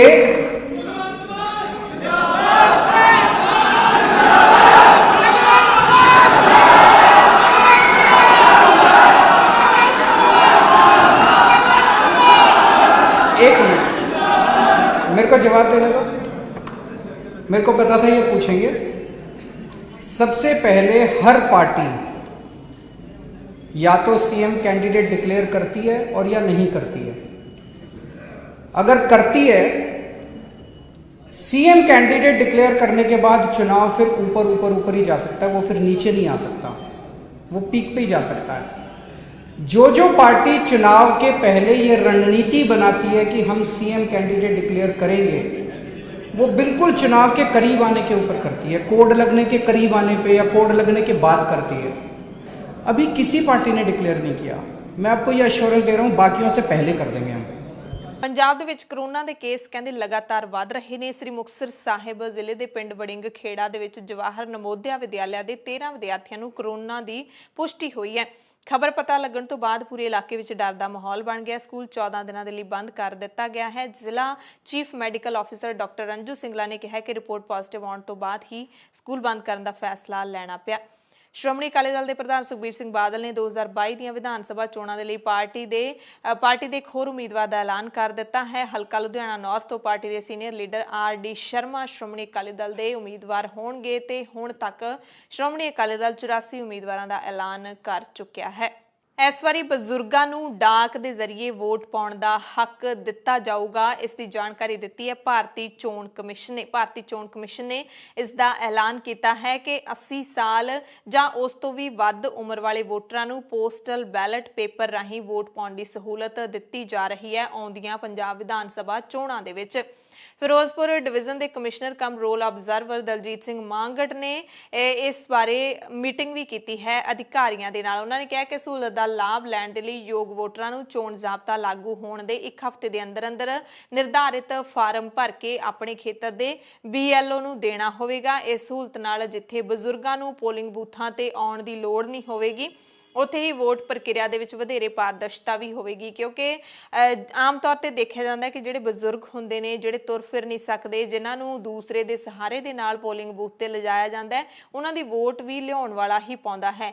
ਤੇ ਜਿਹੜੇ ਵੱਖ-ਵੱਖ ਪਾਰਟੀਆਂ ਦੇ ਜਿਹੜੇ ਏਜੰਟ ਹੁੰਦੇ ਨੇ, ਉਹ ਆਪਣੇ ਹਿਸਾਬ ਨਾਲ ਵੋਟਰ ਦੀ ਮਰਜ਼ੀ ਤੋਂ ਬਿਨਾਂ ਕਿਤੇ ਵੀ ਵੋਟ ਭੁਗਤਾ ਜਾਂਦੇ ਹੁੰਦੇ ਨੇ। ਤੇ ਇਹ ਹੁਣ ਪਰਿਵਾਰ ਦੀ ਮਰਜ਼ੀ ਨਾਲ ਹੀ ਸ਼ਾਇਦ ਪਿਆ ਕਰੇਗੀ, ਪਰ ਇਸ ਮੁਲਕ ਦੇ ਵਿੱਚ ਲੋਕ ਕੋਈ ਵੀ ਚੋਰ ਮੋਰੀ ਕੱਢ ਲੈਂਦੇ ਨੇ ਆਪਣਾ ਫਾਇਦਾ ਦੇਖਣ ਦੇ ਲਈ। ਸੋ ਇਹਦੇ ਵਿੱਚ ਵੀ ਕੋਈ ਨਾ ਕੋਈ ਤਾਂ ਰਾਹ ਕੱਢ ਹੀ ਲੈਣਗੇ। ਮੁੱਖ ਮੰਤਰੀ ਚਰਨਜੀਤ ਸਿੰਘ ਚੰਨੀ ਦੀ ਪਟਿਆਲਾ ਫੇਰੀ ਦੇ ਨਾਲ ਜੁੜੀ ਇੱਕ ਹੋਰ ਖਬਰ ਤੁਹਾਨੂੰ ਦੱਸ ਦਿੰਨੇ ਹਾਂ। ਇੱਥੇ ਜਦੋਂ ਮੁੱਖ ਮੰਤਰੀ ਚਰਨਜੀਤ ਸਿੰਘ ਚੰਨੀ ਤੇ ਖਜ਼ਾਨਾ ਮੰਤਰੀ ਮਨਪ੍ਰੀਤ ਬਾਦਲ ਪ੍ਰੈਸ ਕਾਨਫਰੰਸ ਕਰਨ ਲੱਗੇ ਸੀ ਤਾਂ ਇੱਥੇ ਹਾਲਾਤ ਤਣਾਅਪੂਰਨ ਹੋ ਗਏ ਸੀ। ਸਥਿਤੀ ਤਣਾਅਪੂਰਨ ਉਦੋਂ ਹੋ ਗਈ ਜਦੋਂ ਹਲਕਾ ਘਨੌਰ ਦੇ ਕਾਂਗਰਸ ਐਮਐਲਏ ਮਦਨ ਲਾਲ ਜਲਾਲਪੁਰ ਨੇ ਪੰਜਾਬੀ ਯੂਨੀਵਰਸਿਟੀ ਦੇ ਵਾਈਸ ਚਾਂਸਲਰ ਦਾ ਵਿਰੋਧ ਸ਼ੁਰੂ ਕਰ ਦਿੱਤਾ। ਮੁੱਖ ਮੰਤਰੀ ਤੇ ਵਿੱਤ ਮੰਤਰੀ ਪੱਤਰਕਾਰਾਂ ਨਾਲ ਗੱਲਬਾਤ ਸ਼ੁਰੂ ਕਰਨ ਹੀ ਲੱਗੇ ਸੀ ਕਿ ਉੱਥੇ ਮੌਜੂਦ ਜਲਾਲਪੁਰ ਵੀਸੀ ਪ੍ਰੋਫੈਸਰ ਅਰਵਿੰਦ ਨੂੰ ਦੇਖ ਕੇ ਭੜਕ ਗਏ। ਵਿਧਾਇਕ ਨੇ ਕਿਹਾ ਕਿ ਵੀਸੀ ਆਰਐਸਐਸ ਦਾ ਬੰਦਾ ਹੈ ਤੇ ਇਹਦੇ ਨਾਲ ਮੈਂ ਨਹੀਂ ਬੈਠਾਂਗਾ। ਮੁੱਖ ਮੰਤਰੀ ਨੇ ਜਲਾਲਪੁਰ ਨੂੰ ਸ਼ਾਂਤ ਕਰਨਾ ਚਾਹਿਆ ਪਰ ਕੋਈ ਗੱਲ ਨਹੀਂ ਸੁਣੀ। ਵਿਧਾਇਕ ਨੇ ਕਿਹਾ ਕਿ ਕੈਪਟਨ ਅਮਰਿੰਦਰ ਸਿੰਘ ਵੱਲੋਂ ਆਰਐਸਐਸ ਦੀ ਸਿਫਾਰਿਸ਼ ਤੇ ਵੀਸੀ ਲਾਇਆ, ਜਿਸ ਕਰਕੇ ਯੂਨੀਵਰਸਿਟੀ ਦਾ ਮਾਹੌਲ ਇੱਥੇ ਖਰਾਬ ਹੋ ਰਿਹਾ ਹੈ। ਸੋ ਇੱਕ ਨਵੀਂ ਗੱਲ ਹੈ ਜਿਹੜੀ ਉਹ ਦੇਖਣ ਨੂੰ ਸਾਹਮਣੇ ਆਈ ਹੈ, ਕਿਉਂਕਿ ਪਹਿਲਾਂ ਪੰਜਾਬ ਯੂਨੀਵਰਸਿਟੀ ਚੰਡੀਗੜ੍ਹ ਦੇ ਵਿੱਚ ਵੀ ਵਿਦਿਆਰਥੀ ਖੁੱਲੇ ਤੌਰ ਤੇ ਸੰਘਰਸ਼ ਕਰਦੇ ਨੇ ਕਿ ਯੂਨੀਵਰਸਿਟੀ ਨੂੰ ਆਰਐਸਐਸ ਆਪਣੇ ਸ਼ਿਕੰਜੇ ਦੇ ਵਿੱਚ ਲੈ ਰਹੀ ਹੈ। ਤੇ ਜੇ ਪੰਜਾਬੀ ਯੂਨੀਵਰਸਿਟੀ ਦੇ ਵਿੱਚ ਵੀ ਇਹੀ ਹਾਲ ਹੋ ਰਿਹਾ ਹੈ ਤਾਂ ਇਸ ਤੇ ਜ਼ਰੂਰ ਚਿੰਤਕਾਂ ਨੂੰ ਸੋਚਣਾ ਪਵੇਗਾ। ਬੇਅਦਬੀ ਮਾਮਲੇ ਦੇ ਨਾਲ ਜੁੜੀ ਇੱਕ ਅਹਿਮ ਖਬਰ ਹੈ ਕਿ ਇਸ ਮਾਮਲੇ ਦੀ ਜਾਂਚ ਕਰ ਰਹੀ ਪੰਜਾਬ ਪੁਲਿਸ ਦੀ ਵਿਸ਼ੇਸ਼ ਜਾਂਚ ਟੀਮ ਨੇ ਡੇਰਾ ਸਿਰਸਾ ਦੀ ਚੇਅਰਪਰਸਨ ਵਿਪਾਸਨਾ ਇੰਸਾ ਅਤੇ senior vice chairperson doctor PR ਨੈਣ ਨੂੰ ਸੰਮਨ ਜਾਰੀ ਕੀਤੇ ਨੇ। 26 ਨਵੰਬਰ ਨੂੰ ਲੁਧਿਆਣੇ ਸੱਦਿਆ ਹੈ ਪੁੱਛਗਿੱਛ ਲਈ। 2 ਹਫ਼ਤੇ ਪਹਿਲਾਂ ਵਿਸ਼ੇਸ਼ ਜਾਂਚ ਟੀਮ ਨੇ ਰੋਹਤਕ ਦੀ ਸੁਨਾਰੀਆ ਜੇਲ੍ਹ ਦੇ ਵਿੱਚ ਬਲਾਤਕਾਰੀ ਤੇ ਕਾਤਲ ਰਾਮ ਰਹੀਮ ਤੋਂ ਵੀ ਪੁੱਛ ਪੜਤਾਲ ਕੀਤੀ ਸੀ। ਬੇਅਦਬੀ ਦੇ ਮਾਮਲੇ ਦੇ ਵਿੱਚ ਰਾਮ ਰਹੀਮ ਤੋਂ ਬੁਰਜ ਜਵਾਰ ਸਿੰਘ ਵਾਲਾ ਤੇ ਬਰਗਾੜੀ ਦੇ ਵਿੱਚ ਸ੍ਰੀ ਗੁਰੂ ਗ੍ਰੰਥ ਸਾਹਿਬ ਜੀ ਦੀ ਜਿਹਦੇ ਸਰੂਪ ਦੀ ਚੋਰੀ ਅਤੇ ਬੇਅਦਬੀ ਦੇ ਮਾਮਲਿਆਂ ਸੰਬੰਧੀ ਪੁੱਛਗਿੱਛ ਕੀਤੀ ਸੀ ਤੇ ਰਾਮ ਰਹੀਮ ਨੇ ਮੰਨਿਆ ਨਹੀਂ ਸੀ ਕਿ ਉਸ ਦੀ ਬੇਅਦਬੀ ਮਾਮਲਿਆਂ ਦੇ ਵਿੱਚ ਕੋਈ ਸ਼ਮੂਲੀਅਤ ਹੋਈ ਹੈ। ਸਿੱਟ ਟੀਮ ਦੇ ਮੁਖੀ ਤੇ ਆਈਜੀ ਸੁਰਿੰਦਰ ਸਿੰਘ ਪਰਮਾਰ ਨੇ ਜਾਣਕਾਰੀ ਦਿੱਤੀ ਹੈ ਕਿ ਇਹਨਾਂ ਦੋਵੇਂ ਬੀਬੀਆਂ ਨੂੰ ਤਲਬ ਕੀਤਾ ਗਿਆ ਹੈ, ਪੁੱਛ ਪੜਤਾਲ ਦੇ ਲਈ ਸੱਦਿਆ ਗਿਆ ਹੈ। ਤੇ ਇਸੇ ਦਰਮਿਆਨ ਇੱਕ ਨਿੱਜੀ ਟੀਵੀ ਚੈਨਲ ਨੇ ਇਹ ਵੀ ਖੁਲਾਸਾ ਕੀਤਾ ਹੈ ਕਿ ਉਹਨਾਂ ਦੇ ਕੋਲ ਉਹ ਸਵਾਲਾਂ ਜਵਾਬਾਂ ਦੀ ਕਾਪੀ ਮੌਜੂਦ ਹੈ ਜਿਸ ਤੋਂ ਖੁਲਾਸਾ ਹੁੰਦਾ ਹੈ ਕਿ ਸਿੱਟ ਨੇ ਰਾਮ ਰਹੀਮ ਤੋਂ ਕਿਹੜੇ ਸਵਾਲ ਕੀਤੇ ਸੀ। ਕੁਝ ਸਵਾਲ ਨੇ ਜਿਹੜੇ ਅਸੀਂ ਤੁਹਾਨੂੰ ਦੱਸਦੇ ਹਾਂ ਉਸ ਚੈਨਲ ਦੇ ਰੈਫਰੈਂਸ ਦੇ ਆਧਾਰ ਤੇ। ਪਹਿਲਾ ਸਵਾਲ ਸੀ ਕਿ ਸ੍ਰੀ ਗੁਰੂ ਗ੍ਰੰਥ ਸਾਹਿਬ ਜੀ ਨੂੰ ਚੋਰੀ ਕਰਨ ਦਾ ਪਲਾਨ ਕਿਹਦਾ ਸੀ। ਰਾਮ ਰਹੀਮ ਨੇ ਕਿਹਾ ਮੈਂ ਬਿਲਕੁਲ ਨਹੀਂ ਜਾਣਦਾ। ਫਿਰ ਦੂਸਰਾ ਸਵਾਲ ਪੁੱਛਿਆ ਗਿਆ ਕਿ ਸ੍ਰੀ ਗੁਰੂ ਗ੍ਰੰਥ ਸਾਹਿਬ ਜੀ ਨੂੰ ਚੋਰੀ ਕਰਨ ਤੋਂ ਬਾਅਦ ਕਿੱਥੇ ਲਿਜਾਇਆ ਗਿਆ, ਬਾਕੀ ਅੰਗ ਕਿੱਥੇ ਨੇ, ਮੈਨੂੰ ਇਸ ਬਾਰੇ ਕੋਈ ਜਾਣਕਾਰੀ ਨਹੀਂ ਹੈ। ਤੀਜਾ ਸਵਾਲ ਤੁਹਾਨੂੰ ਬਰਗਾੜੀ ਦੇ ਵਿੱਚ ਸ੍ਰੀ ਗੁਰੂ ਗ੍ਰੰਥ ਸਾਹਿਬ ਜੀ ਦੀ ਬੇਅਦਬੀ ਬਾਰੇ ਕਿਸੇ ਨੇ ਦੱਸਿਆ, ਕਹਿੰਦੇ ਮੈਂ ਸਤਸੰਗ ਲਈ ਜਾ ਰਿਹਾ ਸੀ, ਮੈਨੂੰ ਦਰਸ਼ਨ ਸਿੰਘ ਨੇ ਜਾਣਕਾਰੀ ਦਿੱਤੀ, ਮੈਂ ਕਿਹਾ ਕਾਫੀ ਗਲਤ ਕੰਮ ਹੋਇਆ, ਉਹਨੇ ਨਹੀਂ ਦੱਸਿਆ ਕਿਹਨੇ ਬੇਅਦਬੀ ਕੀਤੀ। ਅਗਲਾ ਸਵਾਲ ਪੁੱਛਿਆ ਬੇਅਦਬੀ ਕਰਨ ਪਿੱਛੇ ਤੁਹਾਡੀ ਸੋਚ ਕੀ ਸੀ, ਕੀ ਉਹ ਸਫਲ ਹੋਈ। ਉਹ ਕਹਿ ਰਿਹਾ ਕਿ ਅਸੀਂ ਕੋਈ ਬੇਅਦਬੀ ਨਹੀਂ ਕੀਤੀ, ਨਾ ਹੀ ਅਜਿਹਾ ਕਰਨ ਦਾ ਕਿਸੇ ਨੂੰ ਹੁਕਮ ਦਿੱਤਾ। ਉਸ ਤੋਂ ਬਾਅਦ ਅਗਲਾ ਸਵਾਲ ਪੁੱਛਿਆ ਕਿ ਖਾਸ ਇੱਕ ਹਿੱਸੇ ਵਿੱਚ ਬੇਅਦਬੀ ਕਰਨ ਪਿੱਛੇ ਕੀ ਮਨਸ਼ਾ ਸੀ, ਉਧਰ ਹੀ ਫਰੀਦਕੋਟ ਜ਼ਿਲ੍ਹੇ ਦੇ ਵਿੱਚ। ਰਾਮ ਰਹੀਮ ਕਹਿੰਦਾ ਮੈਂ ਕੋਈ ਕੁਝ ਨਹੀਂ ਜਾਣਦਾ। ਸਿੱਖਾਂ ਤੋਂ ਬਦਲਾ ਲੈਣ ਲਈ ਕੀ ਇੱਕ ਗੁਪਤ ਮੀਟਿੰਗ ਦੀ ਯੋਜਨਾ ਸੀ, ਨਾ ਤਾਂ ਕੋਈ ਅਜਿਹੀ ਮੀਟਿੰਗ ਹੋਈ, ਨਾ ਹੀ ਅਜਿਹੀ ਕੋਈ ਯੋਜਨਾ ਸੀ। ਇਹ ਉਹਦਾ ਆਨਸਰ ਸੀ। ਸ਼੍ਰੀ ਗੁਰੂ ਗ੍ਰੰਥ ਸਾਹਿਬ ਜੀ ਖਿਲਾਫ ਤੇ ਸਿੱਖ ਧਰਮ ਦੇ ਖਿਲਾਫ ਪੋਸਟਰ ਲਾਉਣਾ ਕਿਹਦਾ ਪਲਾਨ ਸੀ। ਉਹ ਕਹਿ ਰਿਹਾ ਮੈਨੂੰ ਇਸ ਬਾਰੇ ਕੋਈ ਜਾਣਕਾਰੀ ਨਹੀਂ। ਯਾਨੀ ਕਿ ਉਹ ਤੋਂ ਕਾਊਂਟਰ ਕੁਐਸਚਨ ਨੇ ਜਿਹੜੇ ਉਹ ਕੀਤੇ ਹੀ ਨਹੀਂ ਗਏ। ਉਹ ਕਹਿ ਰਿਹਾ ਮੈਂ ਨਹੀਂ ਜਾਣਦਾ, ਮੈਨੂੰ ਕੋਈ ਜਾਣਕਾਰੀ ਨਹੀਂ। ਉਸ ਤੋਂ ਬਾਅਦ ਅਗਲਾ ਸਵਾਲ ਆ ਰਿਹਾ ਸੀ ਕੀ ਤੁਸੀਂ ਡੇਰਾ ਪ੍ਰੇਮੀ ਸੁਖਜਿੰਦਰ ਸਿੰਘ ਨੂੰ ਜਾਣਦੇ ਹੋ। ਜੋ ਪੋਸਟਰ 'ਚ ਹੈਂਡਰਾਈਟਿੰਗ ਸੀ ਉਹ ਸੁਖਜਿੰਦਰ ਸਿੰਘ ਦੀ ਹੈਂਡਰਾਈਟਿੰਗ ਨਾਲ ਮੈਚ ਹੋ ਗਈ ਹੈ।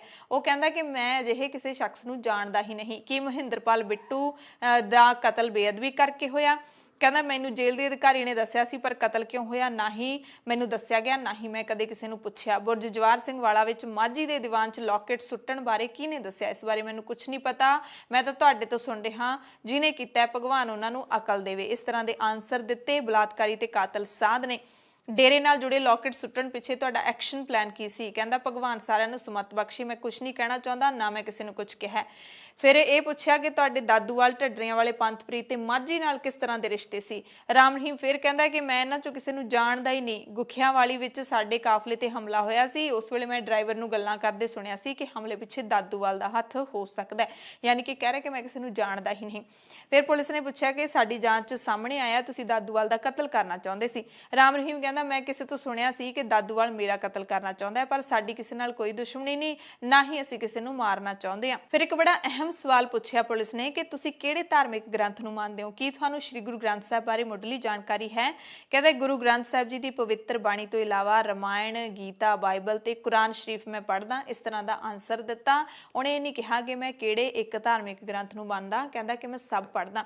ਤੁਸੀਂ ਧਾਰਮਿਕ ਗੁਰੂ ਹੋ, ਫਿਰ ਆਪਣੇ ਸਮਰਥਕਾਂ ਤੋਂ ਬੇਅਦਬੀ ਕਿਉਂ ਕਰਵਾਈ। ਕਹਿੰਦਾ ਮੈਂ ਕਿਸੇ ਨੂੰ ਵੀ ਅਜਿਹਾ ਕਰਨ ਲਈ ਨਹੀਂ ਕਿਹਾ। ਕੀ ਡੇਰਾ ਸਿਰਸਾ ਵਿੱਚ ਸ਼੍ਰੀ ਗੁਰੂ ਗ੍ਰੰਥ ਸਾਹਿਬ ਰੱਖਿਆ ਹੋਇਆ ਹੈ? ਉਹ ਕਹਿੰਦਾ ਨਹੀਂ। ਭਗੌੜੇ ਮੁਲਜ਼ਮ ਹੁਣ ਕਿੱਥੇ ਨੇ, ਮੈਨੂੰ ਕੋਈ ਜਾਣਕਾਰੀ ਨਹੀਂ। ਜਾਮੇ ਇੰਸਾਂ ਪਿੱਛੇ ਕੀ ਮਨਸ਼ਾ ਸੀ, ਕਿਸਨੇ ਸਲਾਹ ਦਿੱਤੀ ਸੀ, ਮੈਨੂੰ ਕਿਸੇ ਨੇ ਸਲਾਹ ਨਹੀਂ ਦਿੱਤੀ। ਜਾਮੇ ਇੰਸਾਂ ਕਰਨ ਤੋਂ ਬਾਅਦ ਮਾਫੀ ਮੰਗਣ ਲਈ ਕਿਸਨੇ ਕਿਹਾ ਸੀ ਕਿ ਤੁਸੀਂ ਮਾਫੀਨਾਮੇ ਤੇ ਦਸਤਖਤ ਕੀਤੇ ਸੀ। ਕਹਿੰਦਾ 4 ਧਰਮਾਂ ਦੇ ਪ੍ਰਚਾਰਕਾਂ ਦੇ ਕਹਿਣ ਤੇ ਮੈਂ ਮਾਫੀ ਮੰਗੀ ਸੀ, ਮੈਂ ਉਹਨਾਂ ਦੇ ਨਾਂ ਹੀ ਨਹੀਂ ਜਾਣਦਾ। ਦੇਖੋ ਕਿੰਨੀ ਚਲਾਕੀ ਵਾਲੇ ਆਨਸਰ ਨੇ ਕਿ 4 ਧਰਮਾਂ ਦੇ ਪ੍ਰਚਾਰਕਾਂ ਦੇ ਕਹਿਣ ਤੇ ਮਾਫੀ ਮੰਗੀ, ਪਰ ਉਹਨਾਂ ਦੇ ਨਾਂ ਨਹੀਂ ਜਾਣਦਾ। ਬੰਦਾ ਐਡਾ ਭੋਲਾ ਕਿੱਦਾਂ ਹੋ ਸਕਦਾ ਹੈ। ਜਿਹੜੀ ਪੋਸ਼ਾਕ ਨੂੰ ਲੈ ਕੇ ਵਿਵਾਦ ਹੋਇਆ ਸੀ ਉਹ ਹੁਣ ਕਿੱਥੇ ਹੈ? ਕਹਿੰਦਾ ਸ਼ਾਇਦ ਪੁਲਿਸ ਕੋਲੇ ਹੋਊਗੀ। ਪੰਜਾਬ 'ਚ ਤੁਹਾਡੀ ਫਿਲਮ ਦਾ ਵਿਰੋਧ ਹੋਇਆ ਸੀ, ਕਿਹਨੇ ਰਿਲੀਜ਼ ਕਰਵਾਈ? ਕਹਿੰਦਾ ਮੈਨੂੰ ਦਰਸ਼ਨ ਸਿੰਘ ਨੇ ਦੱਸਿਆ ਸੀ ਪੰਜਾਬ ਦੇ ਵਿੱਚ ਫਿਲਮ ਰਿਲੀਜ਼ ਨਹੀਂ ਹੋ ਰਹੀ। ਕੌਣ ਵਿਰੋਧ ਕਰ ਰਿਹਾ ਇਹ ਨਹੀਂ ਦੱਸਿਆ। ਸੋ ਵਿਰੋਧ ਤਾਂ ਸਿੱਖ ਕਰ ਰਹੇ ਸੀ ਤੇ ਇਹ ਹੋ ਸਕਦਾ ਕਿ ਰਾਮ ਰਹੀਮ ਨੂੰ ਪਤਾ ਨਾ ਹੋਵੇ ਕਿ ਵਿਰੋਧ ਕੌਣ ਕਰ ਰਿਹਾ ਸੀ। ਕਹਿੰਦੇ ਨੇ ਕਿ ਮੈਸੇਂਜਰ ਆਫ ਗॉड 2 ਰਿਲੀਜ਼ ਹੋਣ ਤੋਂ ਬਾਅਦ ਸ਼੍ਰੀ ਅਕਾਲ ਤਖਤ ਸਾਹਿਬ ਨੇ ਮਾਫੀਨਾਮਾ ਵਾਪਸ ਕਿਉਂ ਲਿਆ ਸੀ। ਕਹਿੰਦਾ ਮੈਨੂੰ ਦਰਸ਼ਨ ਸਿੰਘ ਨੇ ਇਸ ਬਾਰੇ ਦੱਸਿਆ ਸੀ, ਪਰ ਕਾਰਨ ਨਹੀਂ ਦੱਸਿਆ। ਇਸ ਬਾਰੇ ਦਰਸ਼ਨ ਸਿੰਘ ਹੀ ਦੱਸ ਸਕਦਾ ਹੈ। ਯਾਨੀ ਕਿ ਵਾਰੀ-ਵਾਰੀ ਦਰਸ਼ਨ ਸਿੰਘ ਦਾ ਨਾਮ ਲੈ ਰਿਹਾ। ਹੁਣ ਇਹ ਦਰਸ਼ਨ ਸਿੰਘ ਕੌਣ ਹੈ ਤਾਂ ਪੁਲਿਸ ਹੀ ਜਾਣਦੀ ਹੈ। ਦਰਸ਼ਨ ਸਿੰਘ ਦੇ ਸਿਰ 'ਚ ਸਾਰੀ ਗੱਲ ਹੈ ਜਿਹੜੀ ਉਹ ਰਾਮ ਰਹੀਮ ਨੇ ਸੁੱਟ ਦਿੱਤੀ ਹੈ। ਹੋ ਸਕਦਾ ਹੈ ਕੋਈ ਖਾਸ ਰੰਜਿਸ਼ ਹੋਵੇ ਇਸ ਬੰਦੇ ਨਾਲ, ਜਾਂ ਕਿਉਂਕਿ ਜੇ ਬਹੁਤ ਖਾਸ ਬੰਦਾ ਹੋਵੇ ਉਹਦਾ ਨਾਮ ਤਾਂ ਲਿਆ ਨਹੀਂ ਹੈਗਾ। ਹਨੀਪ੍ਰੀਤ ਦਾ ਨਾਮ ਕਿਤੇ ਵੀ ਨਹੀਂ ਲਿਆ ਹੈਗਾ।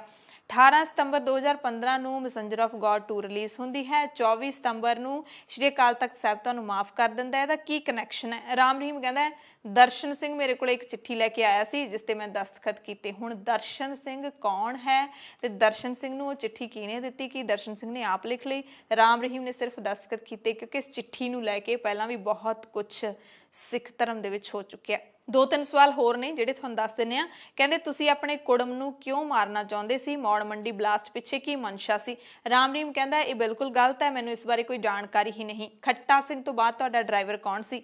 ਰਾਮ ਰਹੀਮ ਕਹਿ ਰਿਹਾ ਕਿ ਖੱਟਾ ਸਿੰਘ ਕਦੇ ਮੇਰਾ ਡਰਾਈਵਰ ਹੀ ਨਹੀਂ ਰਿਹਾ, ਫੂਲ ਮੇਰਾ ਡਰਾਈਵਰ ਸੀ। ਸੋ ਐਡਾ ਵੱਡਾ ਝੂਠ, ਕਿਉਂਕਿ ਖੱਟਾ ਸਿੰਘ ਅੱਜ ਤੱਕ ਬਹੁਤ ਸਾਰੇ ਜਿਹੜੇ ਕਾਰਨਾਮੇ, ਬਹੁਤ ਸਾਰੀਆਂ ਕਰਤੂਤਾਂ ਦੱਸ ਚੁੱਕਿਆ ਰਾਮ ਰਹੀਮ ਦੀਆਂ। ਹਨੀਪ੍ਰੀਤ ਕੌਣ ਹੈ? ਕਿ ਉਸਨੂੰ ਗੋਦ ਲੈਣ ਲਈ ਕੋਈ ਕਾਗਜ਼ ਤਿਆਰ ਕੀਤੇ ਸੀ? ਕਹਿੰਦਾ ਹੈ ਕਿ ਉਹਦੇ ਆਪਣੇ ਸਹੁਰੇ ਪਰਿਵਾਰ ਨਾਲ ਮਤਭੇਦ ਸੀ, ਆਪਣੇ ਪਰਿਵਾਰ ਨਾਲ ਡੇਰੇ 'ਚ ਆਉਂਦੀ ਸੀ, ਇਸ ਲਈ ਮੈਂ ਉਸਨੂੰ ਧਾਰਮਿਕ ਧੀ ਬਣਾ ਲਿਆ। ਸੋ ਇਹ ਜਵਾਬ ਨੇ ਉਸ ਡੇਰੇ ਦੇ ਜਿਸ ਡੇਰੇ ਨੂੰ ਸਾਲਾਂ ਤੋਂ ਇਹ ਚਲਾ ਰਿਹਾ ਸੀ। ਜਿਹੜਾ ਕਿਹਾ ਜਾ ਸਕਦਾ ਹੈ ਕਿ ਉਸ ਡੇਰੇ ਦੇ ਅੰਦਰ ਪਤਾ ਨਹੀਂ ਕੀ ਕੁਛ ਅਪਰਾਧ, ਕਿਹੜੇ ਅਪਰਾਧਾਂ ਨੂੰ ਜਨਮ ਦਿੱਤਾ ਗਿਆ, ਕਿਹੜੇ ਜੁਰਮ ਉੱਥੇ ਕੀਤੇ ਗਏ ਨੇ।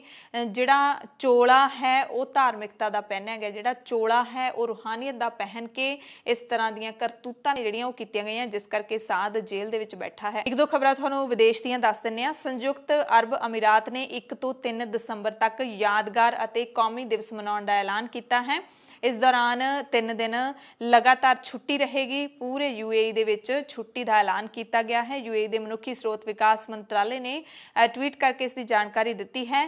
ਤੇ ਇਹ ਜਿਹੜਾ ਰਾਸ਼ਟਰੀ ਦਿਵਸ, ਯਾਦਗਾਰ ਤੇ ਰਾਸ਼ਟਰੀ ਦਿਵਸ ਉਹਨਾਂ ਲੋਕਾਂ ਦੀ ਯਾਦ ਵਿੱਚ ਮਨਾਇਆ ਜਾਂਦਾ ਹੈ ਜਿਨ੍ਹਾਂ ਨੇ UAE ਅਤੇ ਵਿਦੇਸ਼ਾਂ ਦੇ ਵਿੱਚ ਸਿਵਲ, ਫੌਜੀ ਅਤੇ ਮਨੁੱਖੀ ਸੇਵਾ ਦੇ ਖੇਤਰ ਵਿੱਚ ਆਪਣੀ ਕੁਰਬਾਨੀ ਦਿੱਤੀ। ਪਾਕਿਸਤਾਨ ਦੇ ਪ੍ਰਧਾਨ ਮੰਤਰੀ ਇਮਰਾਨ ਖਾਨ ਨੇ ਕਿਹਾ ਹੈ ਕਿ ਸਾਡੇ ਕੋਲ ਮੁਲਕ ਚਲਾਉਣ ਦੇ ਲਈ ਪੈਸੇ ਨਹੀਂ ਹਨ, ਕਰਜ਼ਾ ਵੱਧਦਾ ਜਾ ਰਿਹਾ ਹੈ। ਮੰਗਲਵਾਰ ਨੂੰ ਇਸਲਾਮਾਬਾਦ ਵਿੱਚ ਇੱਕ ਸਮਾਰੋਹ ਦੇ ਵਿੱਚ ਪਾਕਿਸਤਾਨੀ ਪ੍ਰਧਾਨ ਮੰਤਰੀ ਨੇ ਕਿਹਾ ਕਿ ਜਿਸ ਤਰ੍ਹਾਂ ਕਿਸੇ ਘਰ ਦੇ ਵਿੱਚ ਆਮਦਨ ਘੱਟ ਹੋਵੇ ਤੇ ਖਰਚੇ ਵੱਧ ਹੋ ਜਾਂਦੇ ਨੇ ਤੇ ਘਰ ਮੁਸ਼ਕਿਲ ਦੇ ਵਿੱਚ ਪਿਆ ਰਹਿੰਦਾ ਹੈ, ਉਸੇ ਤਰ੍ਹਾਂ ਹੀ ਪਾਕਿਸਤਾਨ ਦਾ ਵੀ ਹਾਲ ਹੈ। ਸਾਡੀ ਸਭ ਤੋਂ ਵੱਡੀ ਸਮੱਸਿਆ ਇਹ ਹੈ ਕਿ ਆਪਣੇ ਮੁਲਕ ਨੂੰ ਚਲਾਉਣ ਦੇ ਲਈ ਸਾਡੇ ਕੋਲ ਉਨਾ ਪੈਸਾ ਨਹੀਂ ਹੈ ਜਿੰਨਾ ਚਾਹੀਦਾ, ਜਿਸ ਕਾਰਨ ਅਸੀਂ ਕਰਜ਼ਾਈ ਹੁੰਦੇ ਜਾ ਰਹੇ ਹਾਂ। ਉਹਨਾਂ ਕਿਹਾ ਕਿ ਭਵਿੱਖ ਦੇ ਲਈ ਬਚਤ ਅਤੇ ਨਿਵੇਸ਼ ਦੇ ਮਾਮਲਿਆਂ ਵਿੱਚ ਪਾਕਿਸਤਾਨ ਪਿੱਛੇ ਛੁੱਟਦਾ ਜਾ ਰਿਹਾ ਹੈ। ਇਮਰਾਨ ਖਾਨ ਨੇ ਕਿਹਾ ਕਿ ਪਾਕਿਸਤਾਨ ਦੇ ਵਿੱਚ ਟੈਕਸ ਕਲਚਰ ਕਦੇ ਬਣਿਆ ਹੀ ਨਹੀਂ।